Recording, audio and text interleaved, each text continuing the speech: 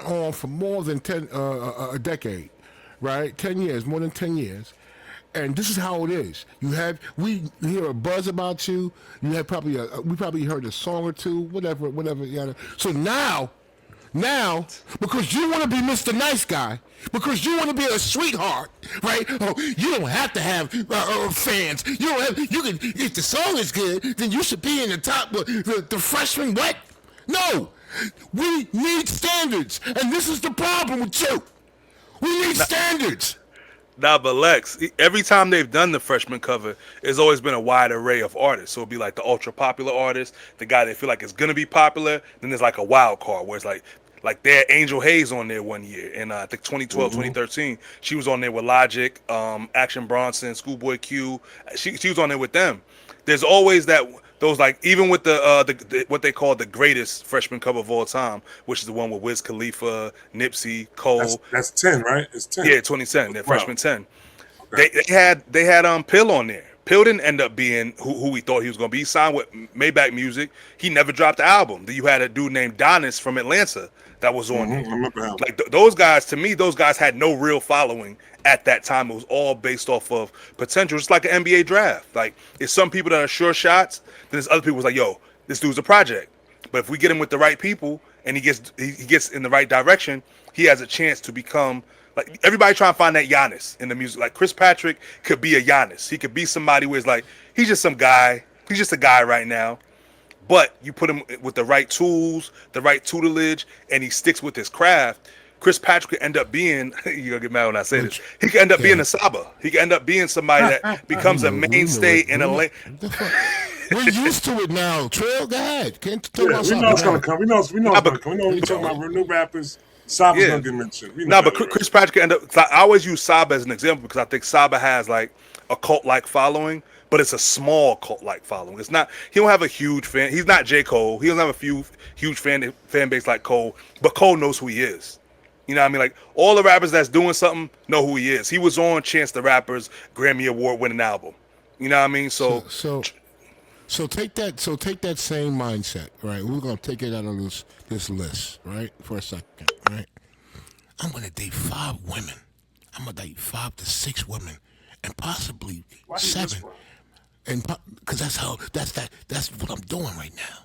And you know, so I got 7 women I'm dating, and you know what? I'm gonna just keep an eye on this 8th one and 9th one because you never know, she might land that job that can like take care of it. You can't do that.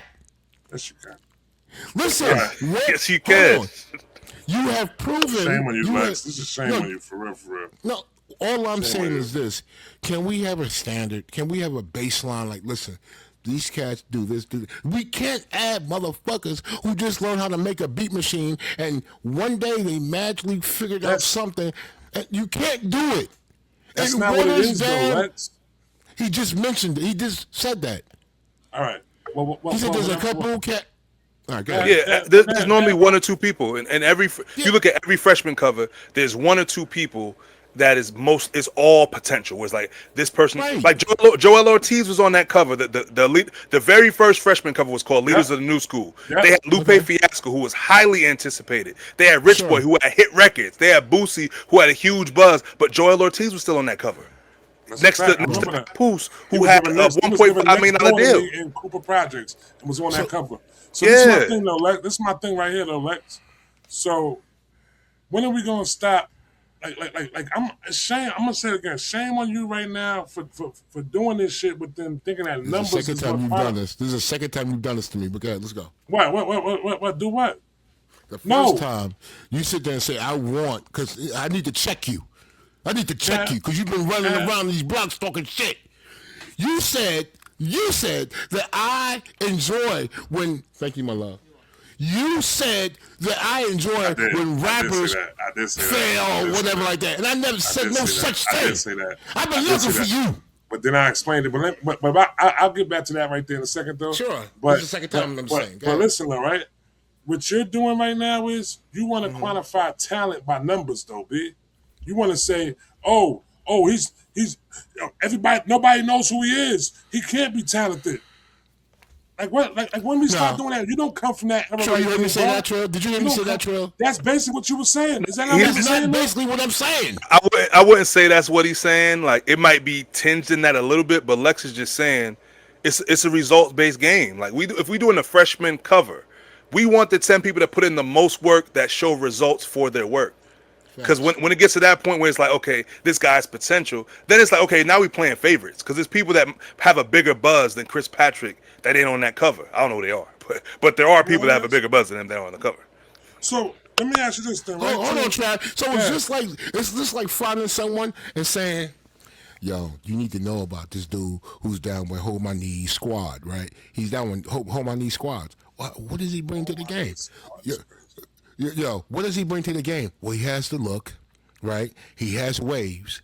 And, yo, his chain is crazy. All he needs to do now is make a right because that's all he needs now. Now, but Chris Patrick went viral, though. He went viral rapping. He went viral on one of them, the joint with Kai Cenat.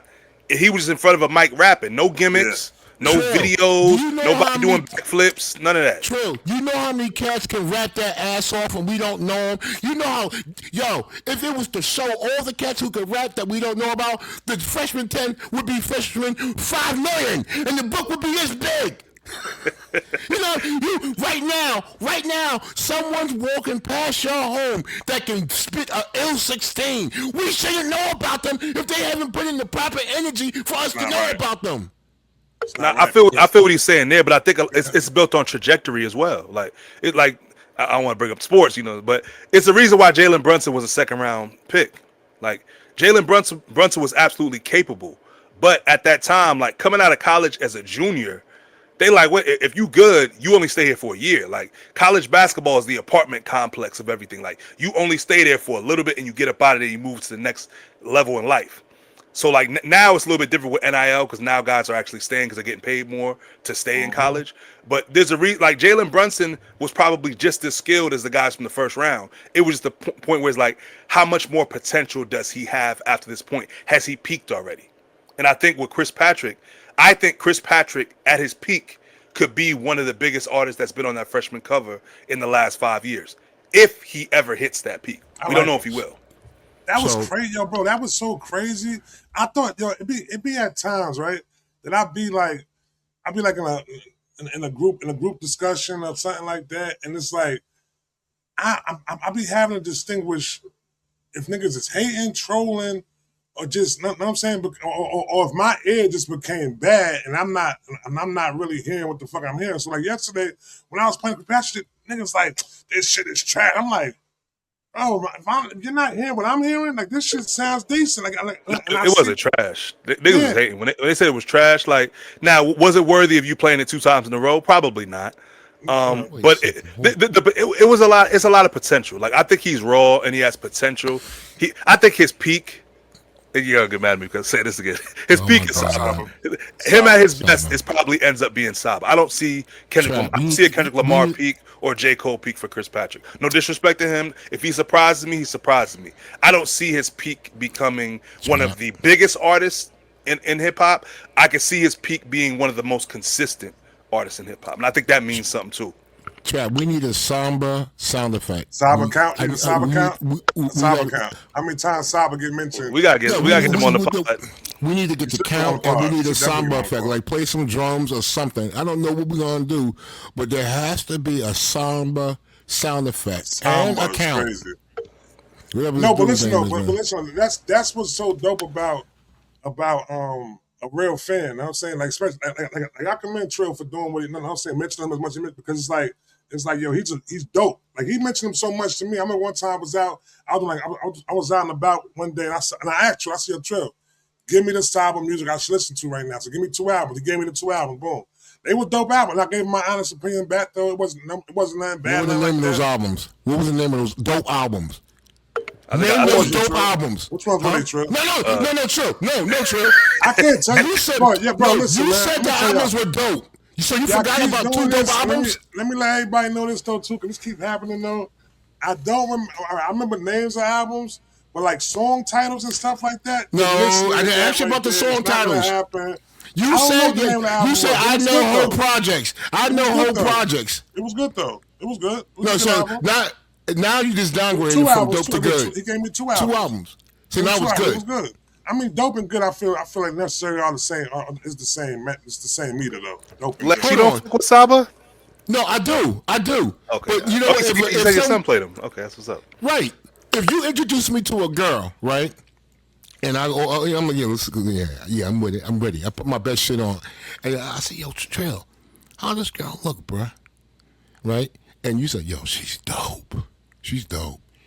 And then Trap calls me. He says, yo, Lex, I heard, yo, you single again, man. I'm going to hook you up with this girl. I'm like, yo. So what she look like, Trap? Because I'm about to go meet this dope-ass girl that Trill is going to put me on to. And you tell me she's good? I'm going to be, all right, yo, tell her I'll call tomorrow or something. We'll hook it up tomorrow. There's a difference between dope and good. There is. Because good just mean better than average. Dope mean you should make time for this. No, bro. If you say this new nigga good, I'm not listening to no good nigga you know. Oh, he's good. Get the fuck out of here. I don't care about good niggas. If he dope, I'm gonna check out someone that's dope. I'm not checking out shit that's good. I got enough great shit to listen to for me to make time for some good shit. All right, so where does fire land? Obama. So where does fire land when it comes to hip hop? He is kind to he allows rappers to be considering himself hip hop. He believes Sexy Red is hip hop. She is not. She's a tramp that raps. She's a tramp that raps. Where's Steve at, the defender? What was Little Kim? She's a rap. She's hip hop. What's Trina? Trina's hip hop too, to me. I think she's hip hop. What was Yo Yo? Yo Yo definitely hip hop. She's hip hop. You don't know the difference, bro? See, you're just taking the ghetto girl aesthetic and making it like we're not saying. No, he's saying Sexy Red is just like to me. I think Sexy Red doesn't put the same level into improving her craft. Like, because to me, Sexy Red and Glorilla are outside of hip hop. They're the same type of chick. They represent the same demographic of hood chicks that drink Kool-Aid with extra sugar, worked fast food jobs, have 4 or 5 abortions. They represent that same group of girls, but Glorilla's hip hop. I see the work she puts into her craft. I see the improvement. I see the attention to detail to her music. Now the difference is, now this is a small. We in a small space right now. And I'm gonna say right now, I guess it ain't like that. I think that Sexy Red writes her rhymes, and I know Glorilla doesn't write her rhymes. You know what I'm saying? And I'm just saying that could be the reason why it comes across like that. Then, you know what I'm saying? So now, would you say like a person? Who else would write Sexy Red rhymes? They're horrible. That's what I'm saying. That's what I'm saying, though, bro. But it's like what you mentioning off of the content of the music. This is somebody else writing. This is actually a rapper that's writing these rhymes compared to a girl who's going up there and being authentically herself and laying down her tracks the way she wants to lay them down, or the way she wants to be depicted as a rapper. So I think this very much is hip hop. Yeah. No, I think authenticity is important in hip hop, but I still think there's attention to detail to the craft that has to be a proponent to what you're doing. I don't think Sexy Red cares about improving her craft. I think she only cares about the spectacle. And I think the moment the popularity wanes, she's going to be gone because she truly doesn't love this art form or this culture. Let me ask you this. Do you think there's a possibility when it comes to Sexy Red? I'm going to put Sexy Red up to versus Lauryn Hill, right? Let me ask you this. Hypothetically. Who would you think is most open to doing a porn? Doing a poem? Porn. A porn? Uh-huh. Yeah. Where you going with this, bro? Who? Where you going? Who do you think? You got headphones on right now, too? You got headphones on, Trip. Yeah, I do. I definitely I know the kids around and stuff. All right, go ahead. I can see when he has headphones on. That's why I knew I can ask you a question. But who do you think is more like open? What, Lauryn Hill or Sexy Red? Yeah, doing a Come porn. on, bro. What you at? What type of question? Can you just answer the question? Sexy Red. Okay, that's all I need to know. No, but I think that there's duality. What did that question have to do with this? What we're talking about right now? What I'm talking about is this, though. She is an opportunist. So anything on her table, she will consider. When I'm saying that there's certain things Lauryn Hill will not do. She is hip hop first. There are other Yo-Yo, all the people that you mentioned, Rhapsody, we never consider doing the other bullshit just because it's not an opportunity. Eve did a porn. No, Eve was called. Someone was taping her because she thought she had a boyfriend that she could trust. Well, that's what and I got out. Done now. That's what she did a porn. Now, though. What side is it on? Everything now was amateur shit though. So he said Eve. Ice Spice ain't got no porn, does she? Ice Spice ain't got So, no porn. You know what? In 18 months, she probably will. In 18 months, her and Sexy Red might have one together. Nah, but to Lex's point, Facts. And I think people always like, nah, relax for a second. Nah, thing that people like, especially Steve, he's not here to defend himself, but we'll still talk about that nigga. Steve, the producer, we talking about for those who gotta watch the Gatekeepers podcast. We talk about Steve, the producer. Steve, the producer. You gotta get this work, bro. Yeah, you gotta get this work. That's what I said. Love you, man. Yeah, and this is the thing that I think, like, I don't have nothing against ratchet people, ghetto people. I'm from the ghetto. You know what I mean? I grew up around ratchet people because we love Keisha Cole. She was ratchet. We love Mary J. Blige. She was ratchet. But they were talented. And I think the talent has to be the prerequisite to what gets you into my eardrums. Like DMX was ratchet. DMX was talking about some hood ass shit, some fucked up shit in his music. But DMX was dope. He was a dope spirit and he was a dope energy. And when I look at someone like Sexy Red, I always say this: if Sexy Red took Lauryn Hill's subject matter and she made music, I still wouldn't listen to it because I don't think the girl's talented. Now, on the other side of that, if Lauryn Hill took Sexy Red's content and made music, I would still listen to it because I know the attention to detail she's going to pay to those lyrics, and I know how artistic it's still going to be no matter what debauchery she's talking about. I know she's going to put the craft first. Sexy Red don't do that, and that's why I don't respect her. I don't respect Cardi B either. I don't think they put the craft first. They put the spectacle first.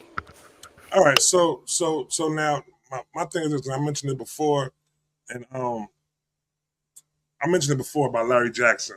You know what I'm saying? So Larry Jackson, maybe did an interview maybe a couple years ago. Who's Larry Jackson? All right, Larry Jackson is from Apple. It's the dude that's from Apple, it's executive that's from Apple. He ended up he left Apple and he created the tech company Gamma. That's what he wants to call. He wants to call it a tech company, not a record label. So basically, he was given he was given a lot of money to start this tech company up. And then I know in the interview he said he was putting $100 million into black music. You know what I'm saying? That's what he planned on doing. And the first act that he delivered was Sexy Red. You know what I'm saying? Within him saying that he's putting. I remember you saying that. This happened a couple years ago. Yeah, a while ago. So a couple years ago, that he was putting $100 million into black music, and the first act that he presented to us was Sexy Red. So that made me sit back and scratch my head like, whoa, what? Oh, you were pissed off about that a little bit. I was. The only reason why I'm gonna be honest, the only reason why I kind of like give it like a little bit of burn because of how I was introduced to Sexy Red. I was introduced to Sexy Red. Troy probably was in there. I think Lex was in there too. Jay once come up in the room. Yo, I got a new artist show. This trap. I'm telling you, it's gonna be through the roof. This. We all up in the roof. Sequence was up in there at the time. Tootie up in there. It was a packed room that day too. So he sent me over the song, right? So I hear the song, and I hear the whole song. It's Pound Town. I hear Pound Town, and then I'm like, listening to Pound. I hear the famous line. You know what I'm saying? Pussy pink, my booty hole brown. I hear that line. I'm like, what the fuck is this? Now, mind y'all, and I'm saying those who hear, Jay Ones is a super hip hop dude, super duper hip hop dude. Like he been around affiliated with hip hop's like '83. He a hip hop dude with his heart, but with his pocket he a capitalist. Oh my god, I couldn't believe that shit, Trill. I'm like, yo, what the fuck did he just hear? I'm like, yo. So when I came back when the song about, I said, yo, Jay Ones, that shit was trash, B. Like, what the fuck? The fuck was that, Jay Ones? So sequel and they like, I like it. I didn't see the vision. Of it, B. I'm be honest. I didn't see the vision of it at all. Even watching the video and all that shit, I didn't see the vision of it. Next thing I know, that shit just took off. But maybe that was because he had $100 million behind that shit, though. Yeah, You know what I'm it's from saying? all them tweets and retweets and TikToks. But what I wanted to ask is Sexy Red black music, or is she a black person making music? So I think, to me, black music has always been something deeper than a spectacle. Black music has always been attached to black lives, the perils of black life, the overcoming, the struggle of black life. I think we do ourselves a disservice when we say black person making music, black music. I don't think all black people make black music. Well, you don't think they doing rap? You wouldn't consider that black music, though? Just because it's rap don't make it black music. Wonderfully said. Wonderfully said. So you wouldn't think, all right. Trap, we can do the show right now. That was done. It was done. No. Okay, we're gonna keep going. But you wouldn't think that when he was referring, she definitely not black music. Somebody said that she's definitely not black music. So when they was referring, but when he was referring to it, you think that's who he was referring to though? I mean, if that's what he launched his $100 million investment in, it has to be what. Because when you look at the way, like I don't really know much about Larry Jackson. I saw a little interview when he said the thing about, I don't really know much about the guy. And I don't want to attack his blackness because I very well I do believe he is a black man, and I'm proud of all the work he's done. But I don't think me and him is the same type of black. And there's nothing wrong with that because it ain't just one type of black. It's several different types of black. But it got to be black though, and he's black, but he ain't the same black that I don't think he's the same black. Now Lex is high class. Lex is Cosby Show. You know what I mean? Me and you is good times. So, yeah, I get it. I don't know if what? Yeah, Mr. Huxtable. Okay, all right. Yo, so listen. Hold on. Let me tell you one thing to you, because this is bullshit. All right, let me tell you something right here. The position you guys are in. See that, Lex? No South. Yeah, I have no South Joes, Miss Tia. All right, I have no South Joes. Even though your PTR is cute. Anyway, come on, man. God, you don't miss a shot, man. You will not miss a shot, man. Yeah, listen, hold on. Told you. She's a beautiful woman. Every time I get the opportunity to tell a beautiful woman that she's beautiful, I'm going to tell her she's beautiful. I don't give a fuck. As you should. So let me tell you this, though. So the positions y'all are in, I would easily I could fit in that position because I've been there. You guys are on a trajectory to y'all have beautiful children. They're doing the right thing. You guys, y'all been through struggle. Hold on. Go. Wait a second. You've been through struggle. And you've also created opportunities for yourself. That's me. So I don't know. I'm just more advanced in age than y'all. We all the same here. So all that Huxtable shit, y'all can kick so Lex is different. Hold on, wait. 1 second. Lex, you a different world. We good times. No, bro. Your son just graduated from Princeton, B. So that's my son. Come on, bro. It's not a down, B. You should be happy to be a Huxtable, B. Wait. Come on, bro. Don't be like that, bro. Your I'm happy to say my man. One of my people is really you know what I'm saying, on Huxtable status. That's a pleasure to be able to say that shit, B. Yo. You know what I'm saying? Are your kids going to graduate from Columbia and NYU? I would hope they do. All right, then. And I'm going to be like, damn, look at your bougie, cussful ass. All right, follow my steps. Okay, cool. All right, cool. All right, man. There's one more thing I wanted to say, Trap, though. Go ahead, bro. With that list, you played a song on that day, right? Mm-hmm. And it still stuck with me. The dude said, I'm headed to the... I remember what song was that. Yeah, what song was that? I'm going to the store. No, he just said, I need some olive oil and I need some flour. I'm headed to. I jump in my car and then I said, yo, that shit's whack. No, that was crazy when I be able to put that into the lyrics, though, man. Mr. I am a proud father. He said, I'm proud of that was crazy, man. Let me see you do that. Add sound effects onto your lyrics, man. I wasn't even here there. Trap, but Trap, he held the note. I'm sorry, Gabriel. Yeah. No, you good. You good, bro. Yeah. He held on to the note. He said, I'm headed to her. And he put on that cartoon voice that K-Dot does sometimes. I'm headed to her. And then he said,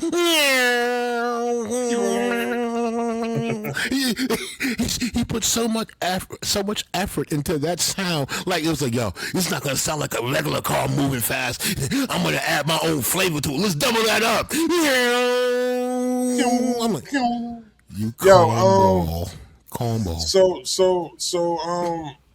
All right, Troy, you there, Troy? I'm laying down on camera, but you there? I want you to hear the question. Yeah, I'm here. All right. So, has producers become the real superstars in hip hop? Has producers become the what? The real what? superstar. Has The producers producer? become the real superstar? The guy who lays down the music and all that shit?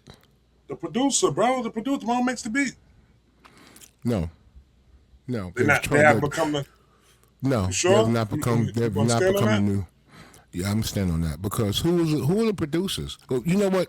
In this space, in this new realm of hip hop, name the cats who are. Because I could be absolutely wrong. Go ahead, name them. All right. So I think now that we're checking for songs faster when we see who it's produced by than who we see who the artist is nowadays. So reason being is I'm saying like this. So now, if we see a track and the shit says you're produced by Metro, you know what I'm saying? But meanwhile it's an artist we never heard of before. We'll check for that song. You know what I'm saying? Because it's produced by Metro. You feel what I'm saying though? You don't agree with that? No, that's what y'all do. Okay, I agree with that. That's all right. That's okay. So you agree with that too? If you're a fan of Metro, maybe I guess because not just Metro. I would be the same way with Alchemist, or if Havoc produced a new beat for somebody, or Premiere, I will probably check it out. But I don't think that they're the stars because they're still not identifiable. Like, I don't know who the beat butcher is. I know his beats. I don't know what he looks like. I don't know what Derringer looks like. Derringer made some of my favorite Griselda music. I don't know what the guy looks like. You know what I mean? Like, I can't identify them the same way. Like, if I see Pete Rock, I know who Pete Rock is. I see, motherfucking Lord Finesse. I know who Lord Finesse is when I see him. I see Diamond D. They're identifiable to me. I know who Dre was. You know what I mean? Like, you can look at these people and you know who they are. Outside of Metro and God Bless the Dead, I didn't like God Bless the Dead. I didn't know what Take Keith even looked like. I just knew he was making a lot of the big beats from the records we've heard the last 5-6 years. I didn't know what the guy looked like. I didn't know what Hit Boy looked like until recently.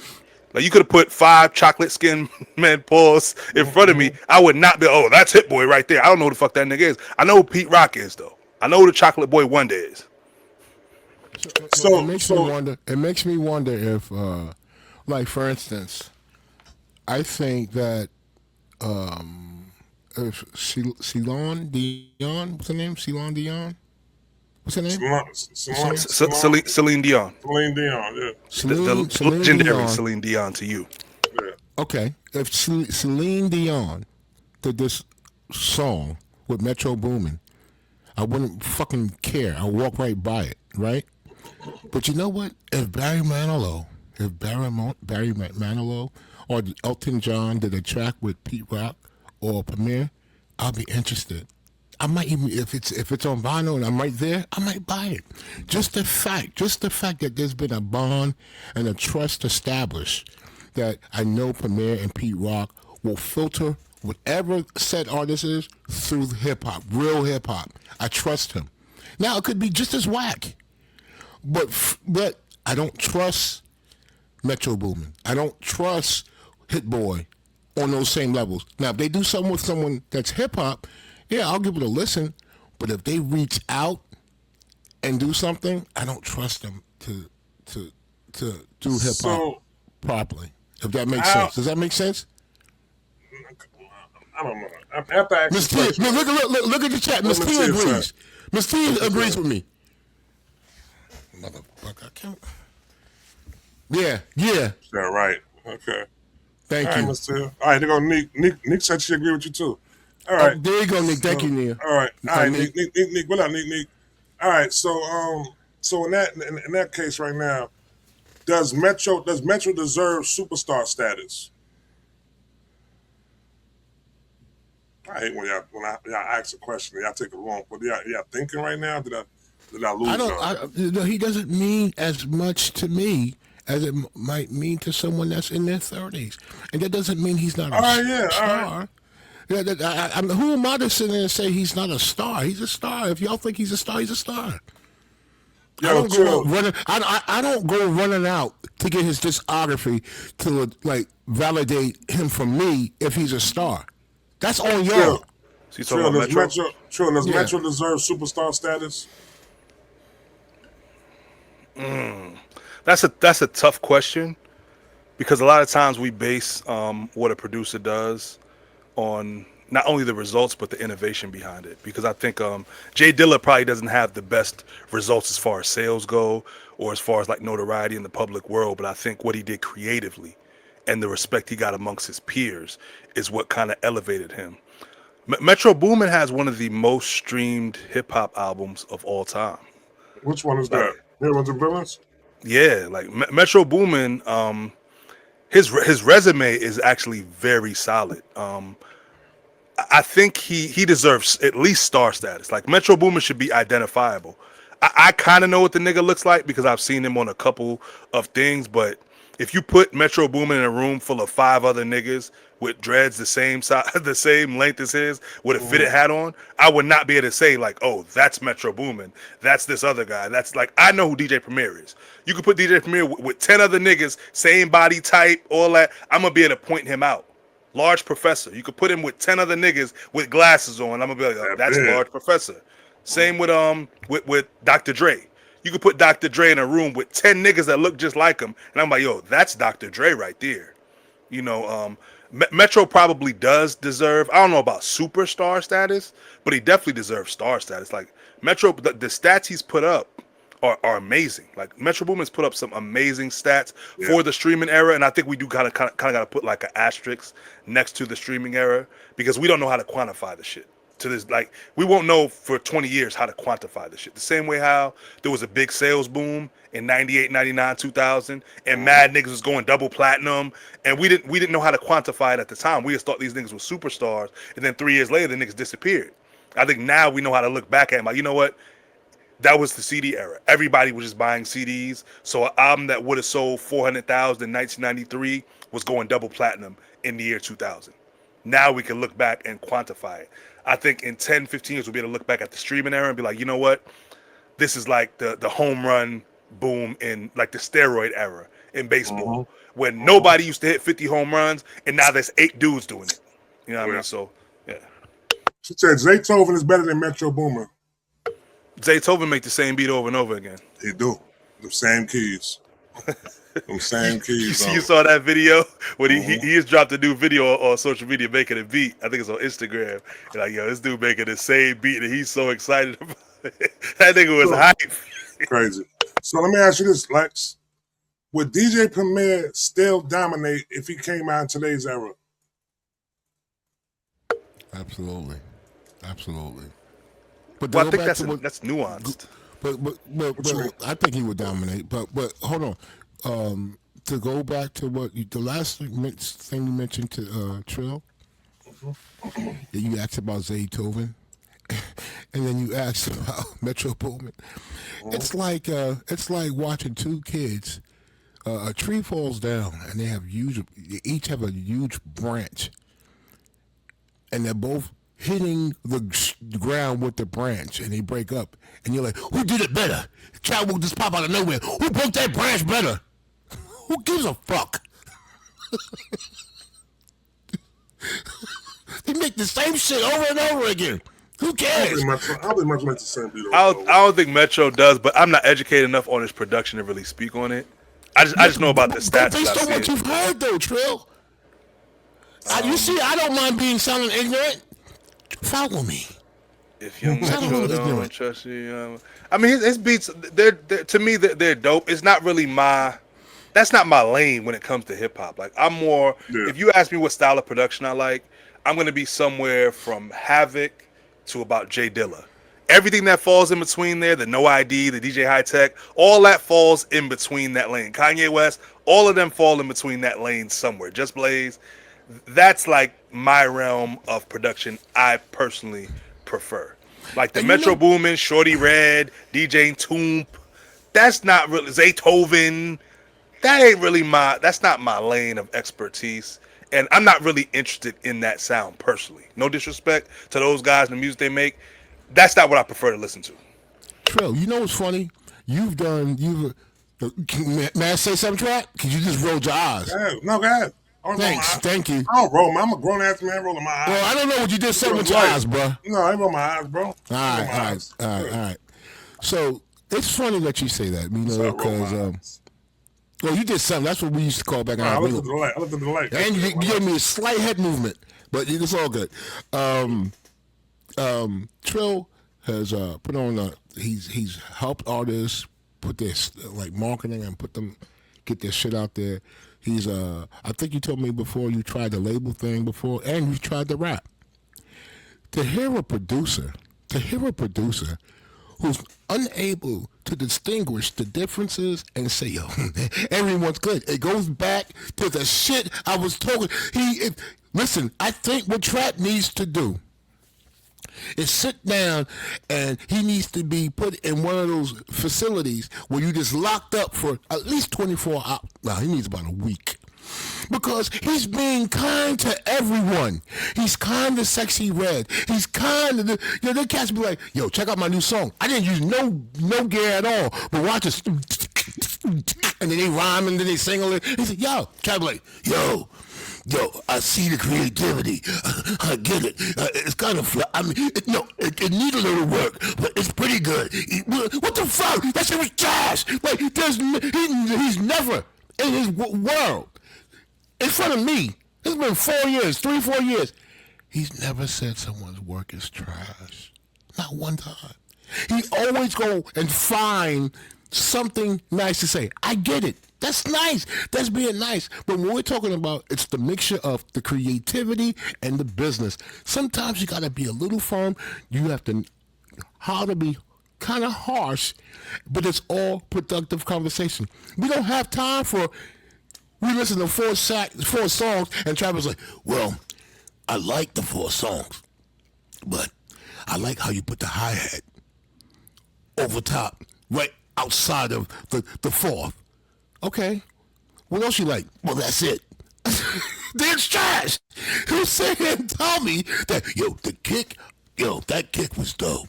It was really good. First of all, it's creative, and I've never heard this before. It's really creative. What else you like about the song? That's it. Like, tell people that shit's not good when it's not good, bro. That's it.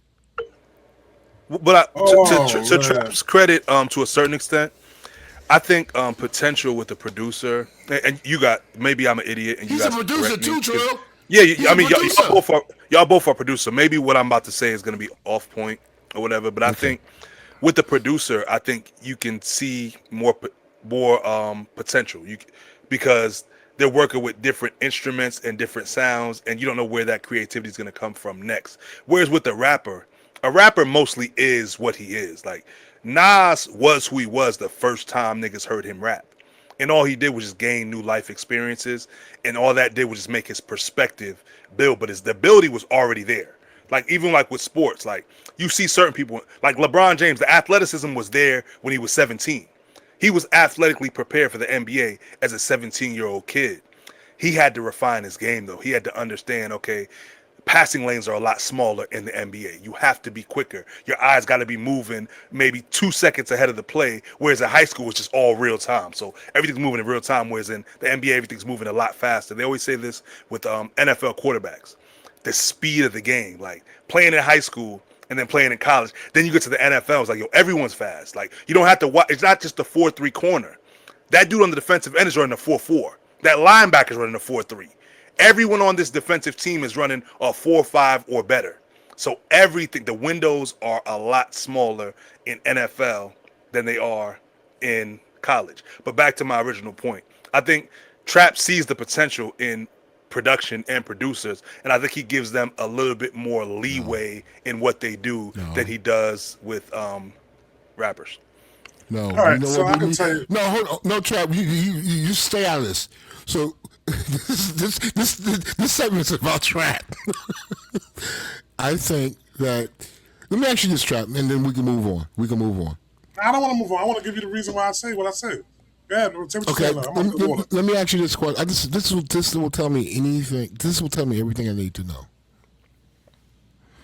Has your wife ever, your lady friend, your wife, has she ever prepared a bad meal and you told her it was a bad meal? Yes. You told her. How did you do it? I mean, if you don't mind, I don't can like you give it. I don't like it. I don't like it. You just said just like that. You wasn't like straight it was like a little, that. I don't. it's I a little don't like it. salty, had no flavor. Nope, You don't give her those like details. I don't like it because I don't want. Because I don't. Because the reason why I don't bullshit with that because I don't want this to be cooked in my house again, or for me. You know what I'm saying? Like that though. Like it's been a dish that she made. You know what I'm saying? Beef stroganoff. You know what I'm saying? Okay. Don't like it. Don't like it, dude. Wow. Is it the way she prepared it? Can she do better? I just don't like it. I don't like the way it looks. I don't like. But nothing niggas about don't eat beef stroganoff. Like black people don't eat that shit. Exactly. It was like they only make that shit when I'm not in the house. Like shepherd's pie. Like some German shit or some shit like that. I got you. Like a pot pie. Like it's like is it? I don't know what the fuck this shit is. I don't like it. The kids like it. She like it. I don't like it. Other than that though.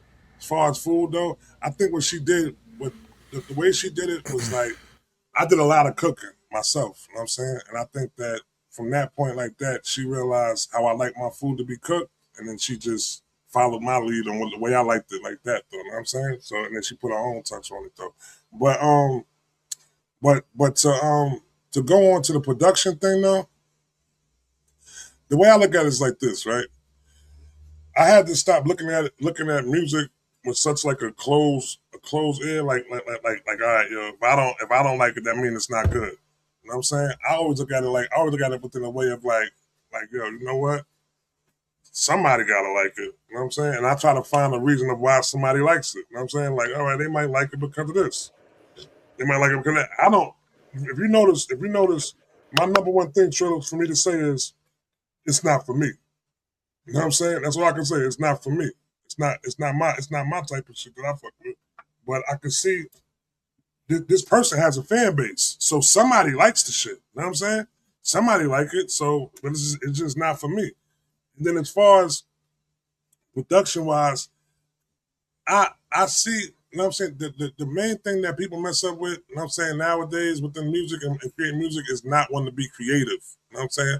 I don't know if I can do copy and paste. And they do whatever worked for somebody else. You know what I'm saying? And niggas like stepping and I don't mind when somebody step out of the box and try something different. You know what I'm saying? And the thing about that, Trill, you know, every time it ain't gonna work every time. You know what I'm saying? But I can acknowledge and I can respect when somebody tries to do something different though. You know what I'm saying? So that's how I look at it. And then also, if Lex is talking about when we do the rooms, when I do a room with like people playing their music, one thing I don't like to do, B, I don't like to insult somebody's art, B. You know what I'm saying? If somebody put time into making that art right there, I'm not gonna sit there and insult the shit and go, yo, that shit is trash. This. You should give it up. Don't do it no more. This. No, that motherfucker put time and effort into that shit. So the most I'm gonna be able to tell you is it's not for me, but you will find your audience. You will find your tribe. You know what I'm saying? 'Cause I done heard shit that I be wondering like, how the fuck did this motherfucker got 10,000 motherfuckers up in here listening to this shit? But can I ask you a question though, Trap? Yeah. You just mentioned something about people's reluctancy to want to be original and be different. Would you rather have a decent original or a great copy? Good question. I'm going with decent original. I'd rather have a great copy, honestly. Yeah. But it's still great. Already got that. I'd rather have a LeBron James than have a Kobe Bryant. That's not decent original. That's a great original. Kobe Bryant, carbon copy. A great copy though. Great copy. Yeah, like copy. I mean, like Kobe Bryant is a Xerox Michael Jordan. Like it might be a couple letters at the bottom that might be a little blurred, but you're getting the whole point of what's on the page. Mm-hmm.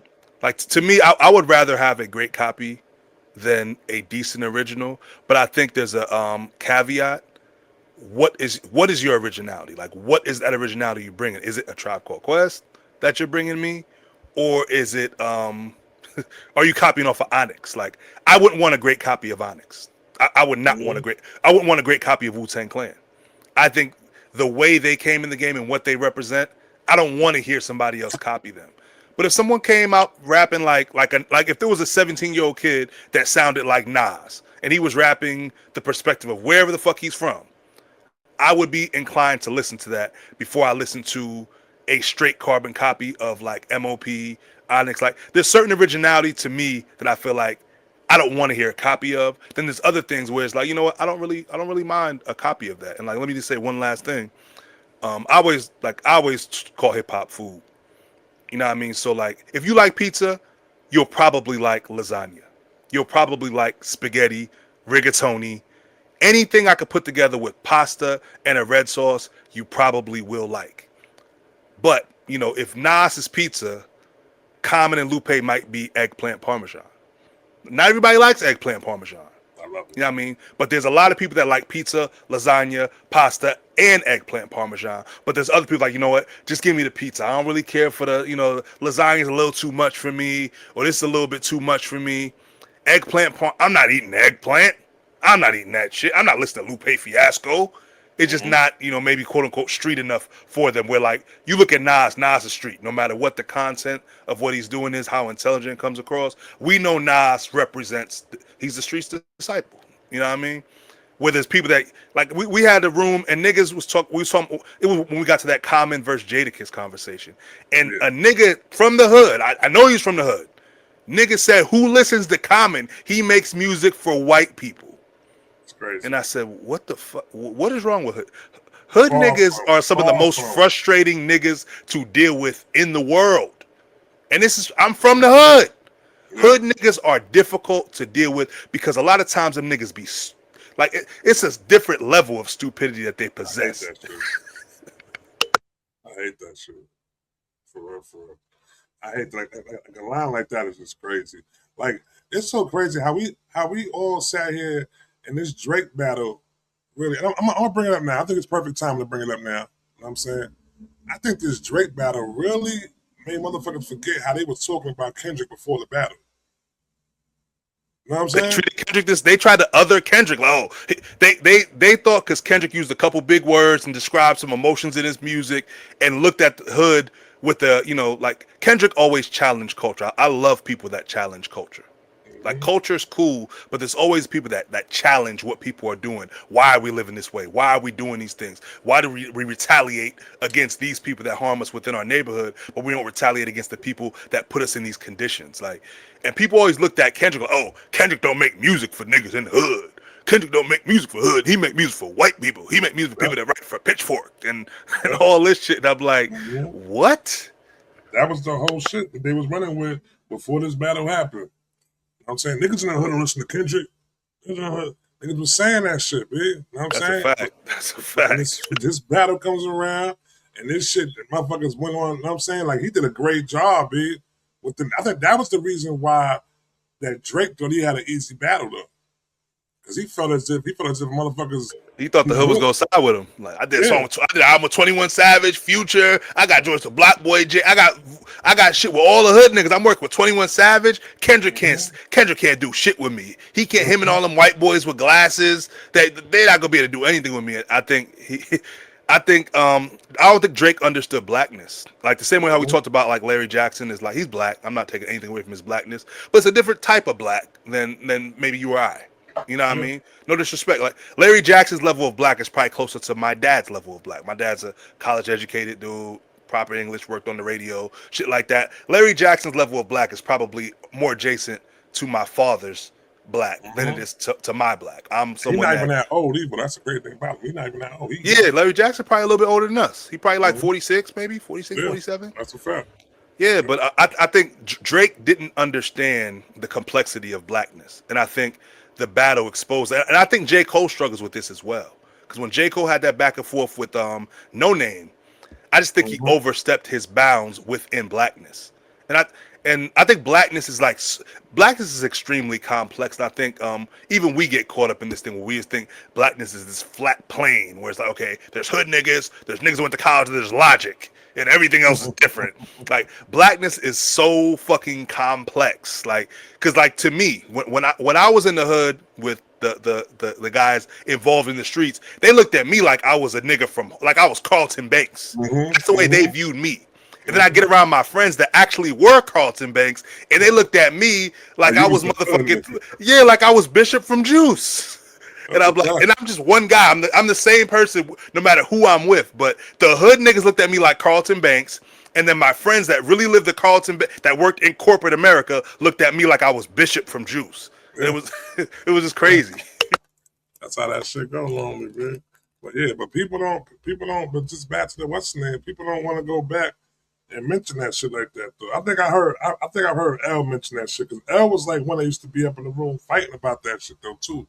People used to be on some like nigga's favorite line was niggas in the hood don't listen to Kendrick. They be a nigga like 2-6 saying some shit like that. They love the hood niggas don't. Kendrick ain't from the hood. Kendrick ain't blah blah. Niggas will always say that, and it's like because they think there's only one way to be from the hood. Like they did the same thing with Nas. Like I think the Nas conversation kind of like revolves around people like our age that know better, so we can just as soon as niggas start saying we nip it in the bud. But when you get to kids like in they like 35 to 25 and they start talking about Nas, they make it seem like Nas is not from the projects.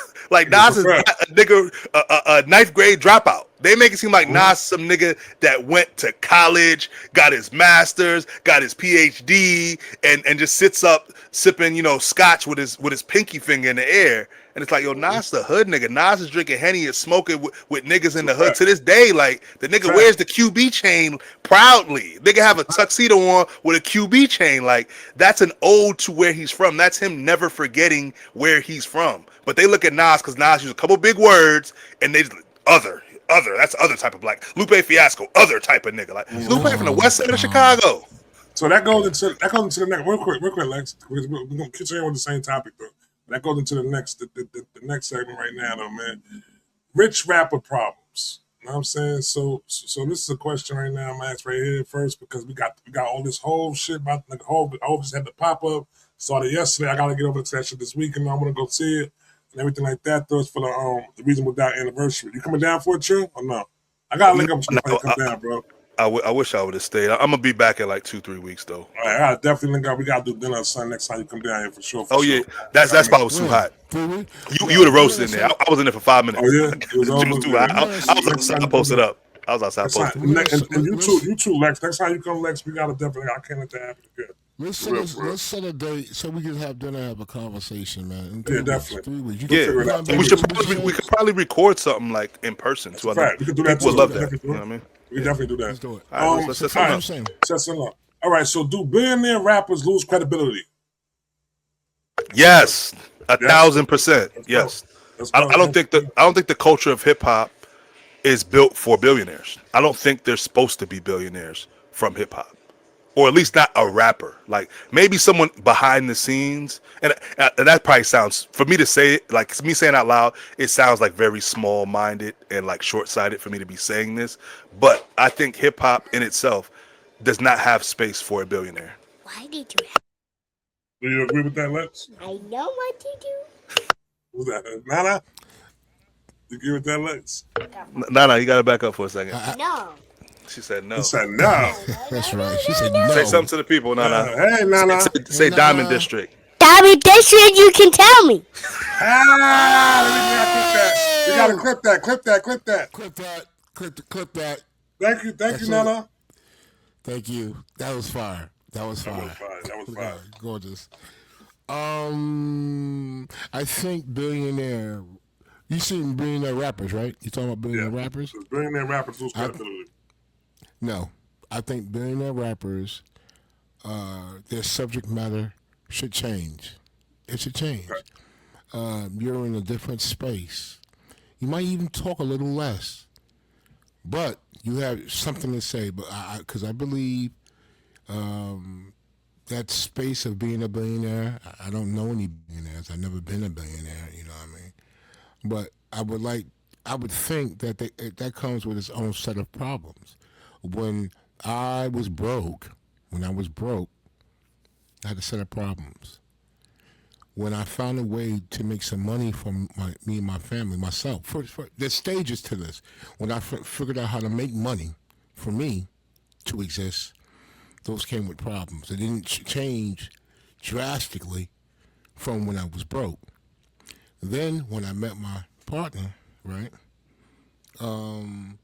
similar, but some of the characteristics from being broke were still around.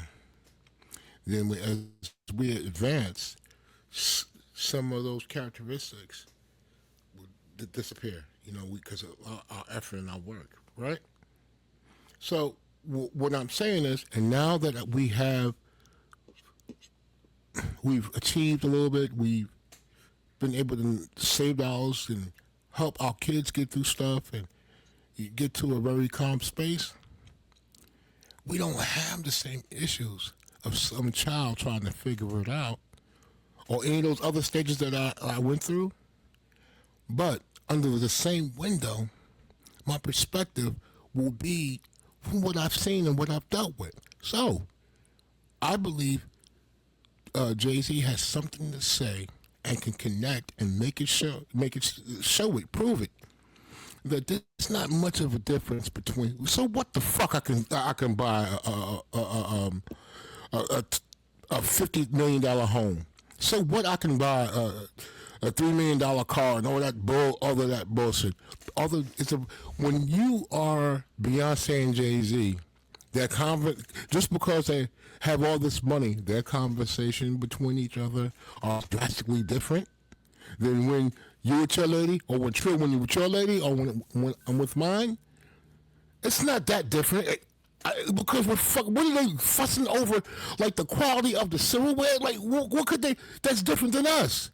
So you said my opinion is this: I think they get to see the real monster, who has this whole fucking system working. They get closer to the monster. Now, the thing is, are they willing to speak on that and expose that? They could talk about the injustice and the bullshit on a whole nother plane. And that's when I challenge them. They all have something to say about that shit. I don't think most of them will though, because I think in America, Sure. especially as a black man, I think to become a billionaire, you got to be cut from a certain cloth, and I think it's a cloth that is very comfortable on white skin. Like they not about to let. I don't think Tupac would have ever lived to become a billionaire. He had too much of a big mouth. I think Tupac was too ingrained in the fabric of the black community for them to have him become a billionaire. I think Jay-Z is a little detached. Like Jay-Z's from the hood, we can never take that away from him. Jay-Z is from the street, we can never take that away from him. But I think Jay-Z is detached from how the average black person lives their life today. I don't think Jay-Z knows what a Metro card is. You know what I mean? Like Jay-Z probably has never seen an EBT card before. You know what I mean? There's a lot of things that we deal with in our everyday life. I don't have an EBT card, but I have Metro card. But it's a lot of things in our everyday life that he probably doesn't understand. He probably shouldn't understand because Jay-Z went through certain hardships and the crazy thing about it is like Jay-Z's starting point and Nas's starting point is probably lower than the average rapper. I think same with Kendrick. Their starting point, like these guys are guys that were, Kendrick especially was poor. His parents worked at fast food restaurants. They lived in motels. They struggled with homelessness as a family. That's more than the majority of Americans don't necessarily struggle with homelessness. Now, they may struggle to pay their bills. They may not have $2,000 in savings. But the average person knows where they're going to sleep tonight, and they have an idea what they're going to eat tonight. It's very rare that we get rappers that are from backgrounds where they grew up with those possibilities not being there. You know what I mean? Like Nas is from the ghetto, but Nas's mom worked at the post office. Jay-Z from the projects, but his mom worked at the bank. You know what I mean? So they were from well-to-do families that just had a lower starting point. And I think why Jay-Z is still valuable is because Jay-Z can rap about a New York that doesn't exist anymore. Jay-Z can rap about that experience of being a kid in 1983 that was selling crack as a 13-year-old. There's not too many people on earth that could tell that story that would be interesting. Jay-Z's one of the few that can do that. Nas can rap about being at park jams. There's how many rappers today? 0.00001% of rappers today, DJs today, have been to a park jam. So I think Nas and Jay-Z have the ability to rap about New York in a way. Them niggas is museums. Like Nas said, I'm a walking observatory of murder stories since a shorty. He can talk about seeing niggas getting chased through his projects by the police, what that was like in the 80s. And Jay-Z could talk about what it was like being a dope boy in the 80s. Like there was no internet. Like Jay-Z had the line about Instagram on one of his records, and he talked about that when I was selling Instagrams. You know what I mean? Like he has that ability to talk about a world that doesn't exist anymore, and I think that's what makes him valuable. But him being a billionaire, I think that kind of goes against hip hop. That's the question I'm about to ask right now, though. So that was the next question, but I think you basically answered it, though. But it was can someone worth $500 million still represent the struggle? But basically, you kind of answered that right there. So we move on to the next one, though. So does success make artists less hungry? It can, but it depends on what that hunger is birthed by. Because, like, I don't think success. I love strawberry donuts. You love strawberry donuts? No. I'm recording something though. I think with who made that? Hold on, Trill. She has something to say. She has something to say. You want to talk about your strawberry donut? The people want to hear you. She wants to let the people know what she likes. Tell us. Talk about strawberry donut. Strawberry donut. Strawberry donuts. I love strawberry donuts. Strawberry donut. With sprinkles. I love them. You don't hold me. Strawberry donuts with the sprinkles. See, my daughter want to be a star so bad. Nah. Okay, but can you relax for a second? I think she's gonna be the next president, man. Like we want to get her into pageants. Like she loves like the camera and like she's not afraid to talk to anybody. But what I was saying was, it depends on what that hunger is birthed from. Because the majority of rappers, in my personal opinion, I think their hunger comes from a financial state where they want to get to the financial state they feel like they deserve. They want to drive the car that they feel they deserve. They want the watch that they deserve. They want the clothes. They want the woman. Then there's other people. One second. And there's other people where I think their hunger comes from an artistic standpoint. I don't think Common's success changed his artistic approach. I think Common is always, like, even with Tyler the Creator, I don't think success changed his artistic approach. Even Kendrick. I think those people are always going to be trying to create next level styled art. Lupe Fiasco as well. And then you have other people where it's like they're like Meek Mill. Meek Mill just want a Rolex. Like all Meek Mill was to really have a Rollie. He been rapping about Rollies for the longest. He really wanted to have a Rollie, and that's why you see Meek Mill's art has never been as good the more successful he's got. The more successful he's got, the worse the music is. Oh shit. It says Drake's hosting a Janice party. Drake's hosting an exclusive nationwide apology party for women named Janice. That's good marketing. I can't be mad at that. That's good marketing. That's great marketing. Lex, what is your thoughts on that last question? Do you remember what it was? You're on mute, Lex. What do you mean, do I remember? All right, go ahead. Ask the question again. Does success make artists less hungry? I think obviously, because you know what, Trap. I'm sorry. I like to think about the question, process the question before I speak. I'm sorry. I got to answer right now. Hold on. I love how it goes like this. It just goes like this. Boom. You keep starting with me, bro. Yeah, bro.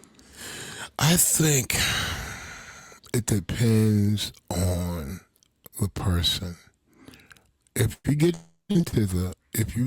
into a certain industry, it's the reason why you get into certain industries. If I want to get in the industry because I want to make sure black people are safe, right? But my first invention or enhancement on another invention saves only 4 million people and 1 million black people. You could be satisfied, right, with that. I guess. But if your intention is to really protect black folk, you won't be satisfied. If I put out an album that I think will enhance the spirit of black folk, and let's say it goes gold, I'm not going to be satisfied. Let's say if it goes platinum, I'm not going to be satisfied because there's an action that has to go along with this creative thing I put out. There needs to be action behind it. I won't be satisfied. Now, I can save a family from a burning home and help them get a hotel for a week. I might be satisfied with that for the next action. And my record goes wood. And my art is never acknowledged. I could put effort into something I believe in, creativity, like using my creative skill set to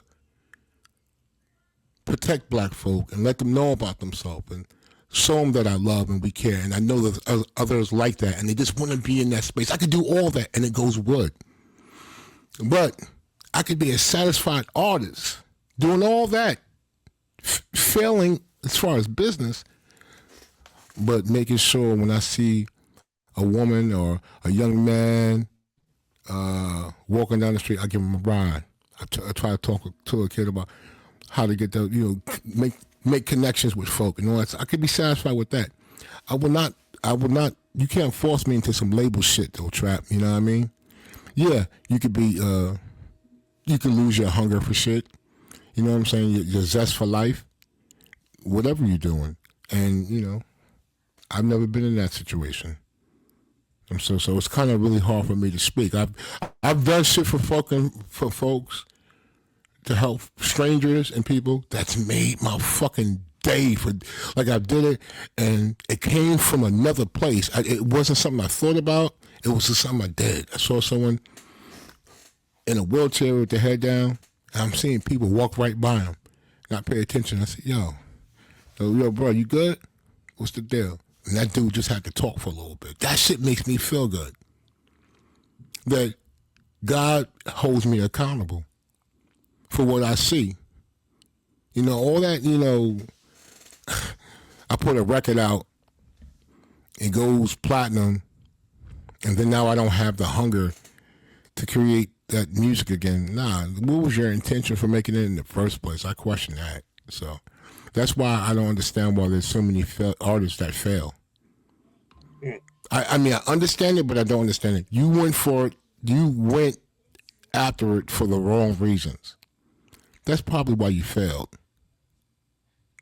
But for me, there's not a failure. It's not a, you can't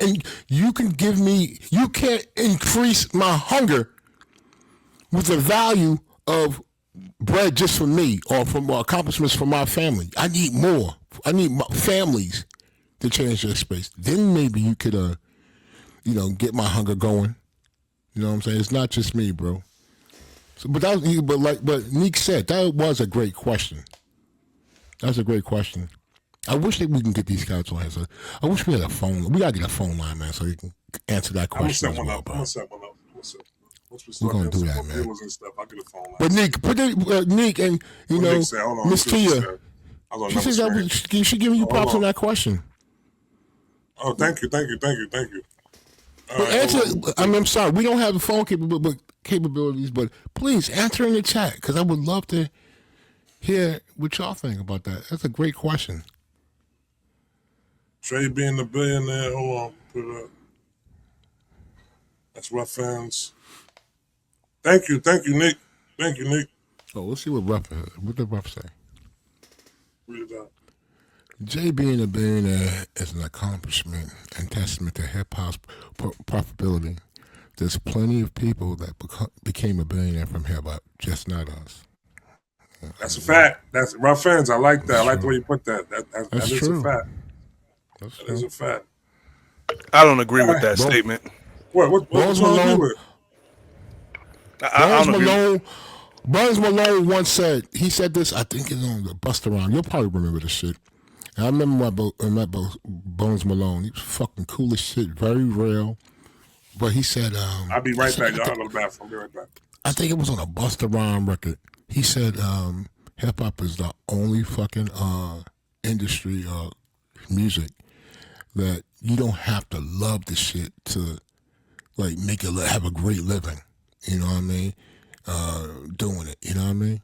Gotcha. That's a good point too. I once walked past Bones Malone on 242nd and White Plains. I don't know if he remembers this. This was like 15 years ago. So I would love to have Bones Malone on here, man. He's a fucking dope dude, bro. Yeah, he was dressed like impeccable, but he got his own style. So like he didn't look like anyone else out there. Yeah. He had his own style, but what he had on was super fly. But it stood out a lot, But to the Jay-Z thing, I don't agree with that because Jay-Z, hip hop provided the platform that Jay-Z used to make his billions, but he didn't make his billions from hip hop. And I think a lot of times we conflate the two and we look at, Jay-Z made his billions off of hip hop. No, he didn't. Like that provided the platform that put him in the rooms with those people, but it was other bit. I don't think the hip hop spirit in Jay-Z is why he was able to make that billion. And I think he almost had to tone down the hip hop side of him to make that billion because hip hop always challenges power. I don't think Jay-Z gets that position at the NFL if he's in that true position of hip hop challenging power.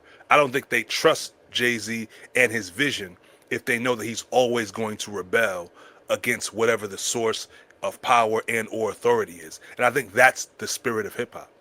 I think hip hop is always in a state of constant rebellion. And I don't think Jay-Z aligns with that spirit of hip hop any longer. There was a time when he did. I don't think he aligns with that any longer. And I think the interview he did with GQ is evidence of that. The way he spoke about graffiti not being hip hop anymore, breakdancing not being hip hop, battling shouldn't be a part of hip hop. So what the hell should be hip hop then? So if breakdancing ain't hip hop, graffiti ain't hip hop, and battling shouldn't be hip hop, in Jay-Z's eyes, what the fuck is hip hop? What should be hip hop? What's considered hip hop in his eyes? I don't think Jay-Z has always stayed true to the art form of hip hop. Jay-Z stayed true to the hustle.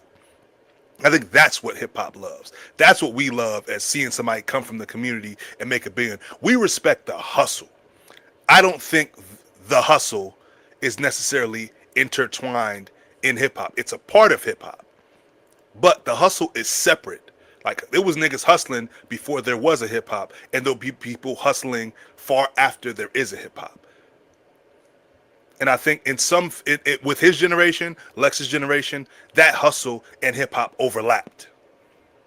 With the newer generation, I don't think that overlaps. I think people see hip hop as a hustle. People aren't hustlers that come into hip hop. People are using hip hop as their hustle, the same way certain generations use crack as their hustle. We're gonna sell this because what people want, but we're gonna use this to open up barbershops or just get fly cars and get fly clothes. I think people use hip hop that same way. Hip hop is today what crack was to a teenager in the 80s.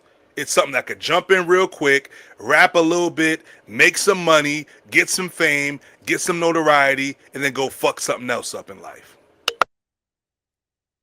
I couldn't agree with that. I could definitely agree with that, but I think that it has become fast money. I'm saying that people could, well, it was at one point though. I think now it's even more than it was before. Now you can get in and get out real quick though. But I think we're gonna start seeing less people trying to get into hip hop though than we've seen in the last decade or so. I mean, when you think about all the great hip hop artists, think of all the great hip hop artists we can think of. How many of them can you look at them and say, you know what? They don't love hip hop. The majority of people that have been great for hip hop as far as rappers are diehard hip hop fans. Like Nas, the diehard hip hop fan. Tupac, Biggie, these niggas are diehard hip hop fans. Even LL, when you hear LL reciting Tupac rhymes from '96 word for word, you know how much of a student of hip hop you have to be reciting the lyrics of a nigga that was a lot younger rapper than you as far as like rap years, not in actual human years. Like they're like 3 years apart, but in rapper years, LL came out when Tupac was a child. You know what I mean? So for LL to be that tuned in to know his lyrics like that, to me, that's dope as hell. So let me ask you though, and Lex too though, when do you think that happened though? I think like back in like the 90s, I think the age like that though. I think anybody that was into like hip hop or was a hip hop artist or something like that loved hip hop. When do you think like the artists stopped loving hip hop? They just in it for like the money, like wise like that. What do you think?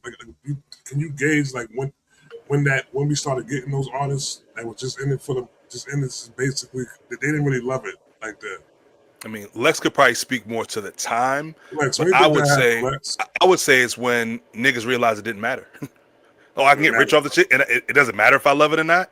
I think whenever that point was when people said, "Oh, this shit," it doesn't matter how much I love this thing. I can still get rich off it. It can still change my life. It can still get my mom out the ghetto, and it doesn't matter how much I love it. Whereas like when Melly Mel and them niggas was doing it, there was no gold at the end of the rainbow at that time. They were just doing something they loved. And you might be like when LL sent his demo out to Rick Rubin's dorm room. I don't think LL thought I'm gonna be able to make generational wealth from this thing I do in my basement. I think he was like, yo, I love doing this shit, and I want the world to hear the shit that I have to say. And I think LL would have been fine if he had to get a day job. I think he still would have rapped. I think LL loves hip hop that much. I think Nas still would have rapped. Jay-Z is evidence of that. Jay-Z made a bunch of money outside of rap before rap and made a bunch of money outside of rap after rap. And he still has the bug to rap. So it goes like this, right? So I've been saying this a lot lately, like as far as like quantifying or knowing somebody's great at something, like especially when it comes to like music. So like you know somebody's great at jazz by the way they play the instrument. Somebody's great at singing by the way by how good they sing. You know what I'm saying? And I think that when we think about it, like I think a jazz musician, if they wasn't getting paid for, they'll still play the instrument. You know what I'm saying? I think even like a singer, I think a singer is a great singer, and they're not getting paid for it like that. You know what I'm saying? Can you do you really feel like we're in a place now in time that people would do rap even if they can't get paid from rap? Like how many people do you think do that actually though? Because I think within like you'll never hear somebody singing and they be like, man, you're too old, man. What you still singing for? You know what I'm saying? Like rap is the only one that you go like, you too old. What the hell you still writing rap for, B? You know what I'm saying? Like you dig what I'm saying now? Am I making sense right now? What I'm saying?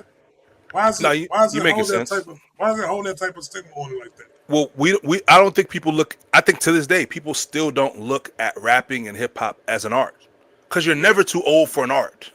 Yeah. You're never too young for art. You're never too old for an art. Like I always use the example, Stranger Things. Stranger Things is a great show. It's a bunch of fucking kids acting. You know what I mean? Now, and that's why, you know, like, and I don't want to come like my wife is obviously a trained actress, you know, and all that shit. She went to school for that. But anyone can act. Now, not anyone can act good, but anyone can act. Show me a 13-year-old that's going to direct something. Show me a 13-year-old that can write a screenplay. Now, you can get an actor of any age. I can get a 90-year-old person to act in something, and they could be good. Could I get a 19-year-old to write me a screenplay and direct a film?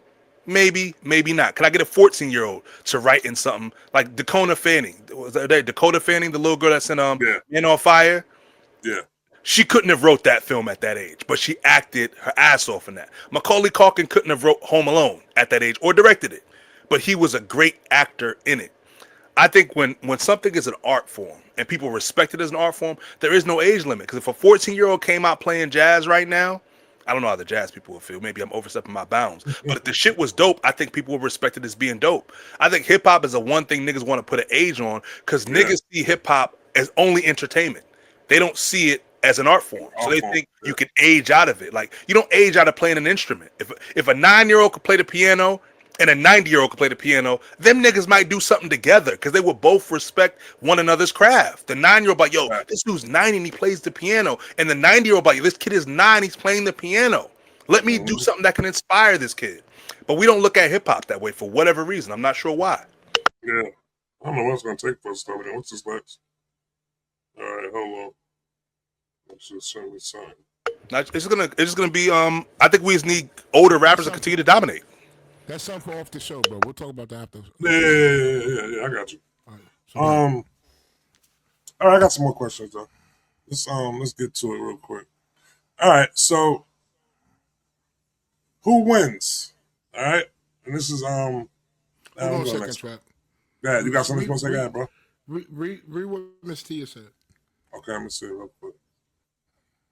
That was a whole nother screen. She said, "I'll read it." Yeah, read it. I'm bringing it up on the screen. But for some reason, we have put an age cap on the art of hip hop and rap. Who do we blame for that? Good question. Great question. The audience. I think it's all of our fault. I think. Yeah.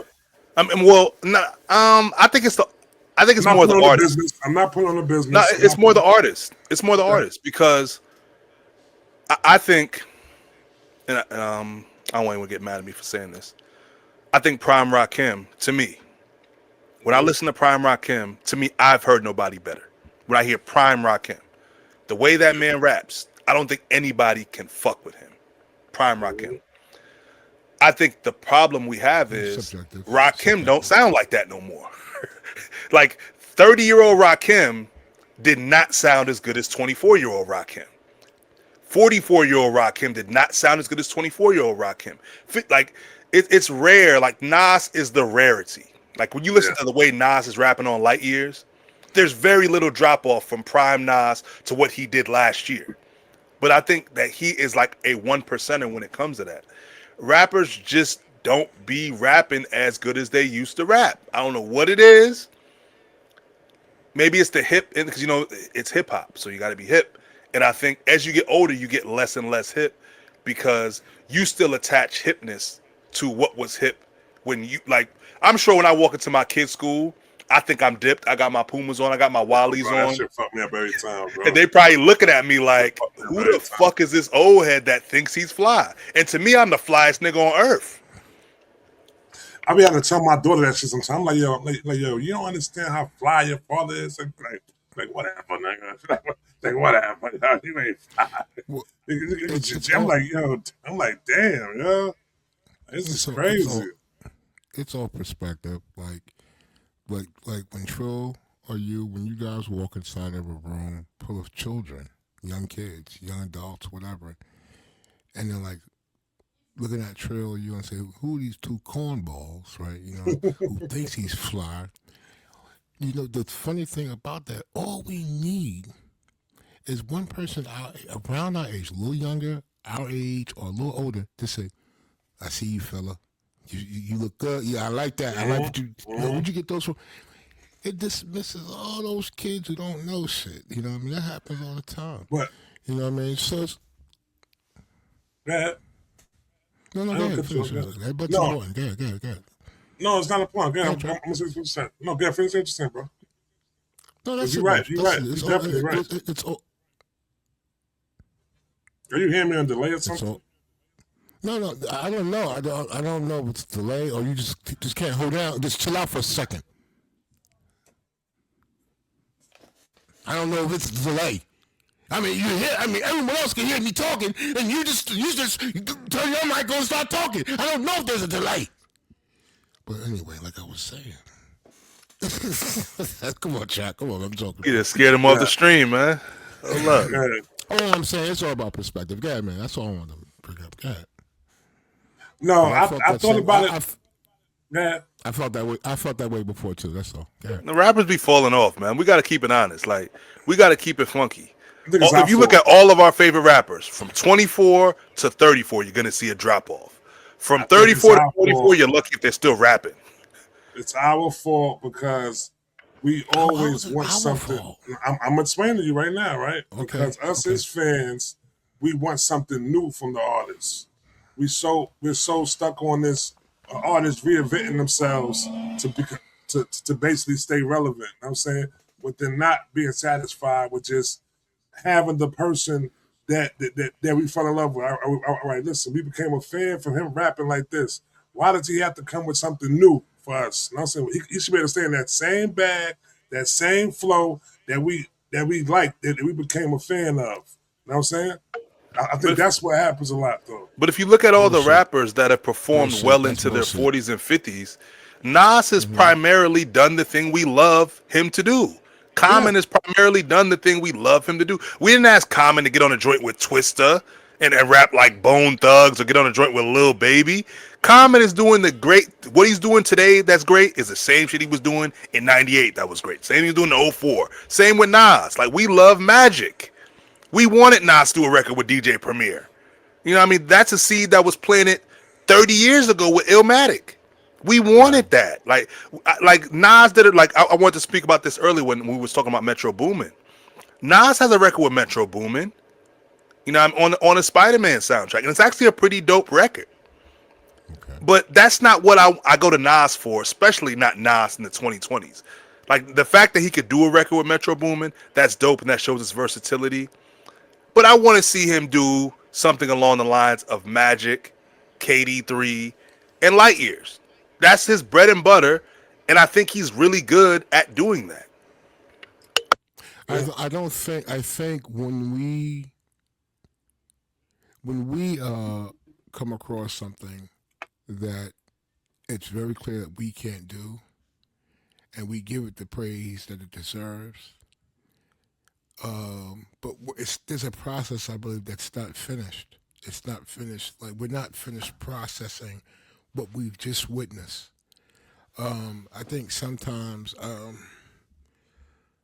when you see a guy slam the ball in the hoop at a basketball game or some shit, but, you know, your perspective of seeing it from the stands and your perspective of when you're getting dunked on, it's completely two different fucking you get what I'm saying, Trav, a little bit?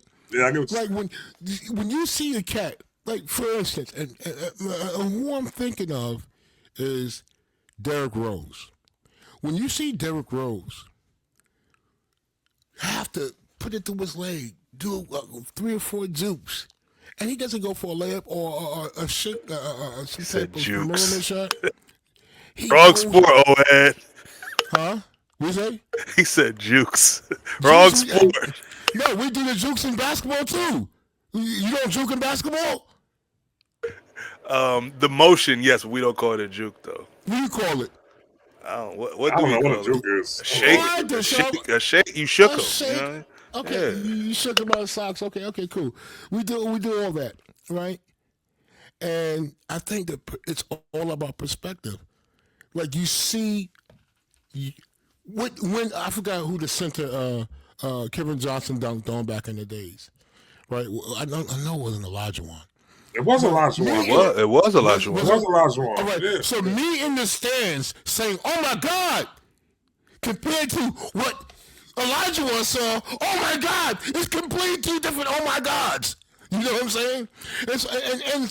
Also, it's this. It's bullshit that we want to expect more from the same shit. You know how many fucking years I've purchased Madden? You know how many years I've played? Every year. Every year we buy that bullshit. You know, I buy it just because I buy it because my kids are like, "Your dad, let's go in the sticks." You know, all right, son. It's time for me and my son to, like, whatever. What game you got? Dad, I got the new Madden. What Madden you got? Oh, I got 24. So now I have to go download it, wait for it to put all this shit.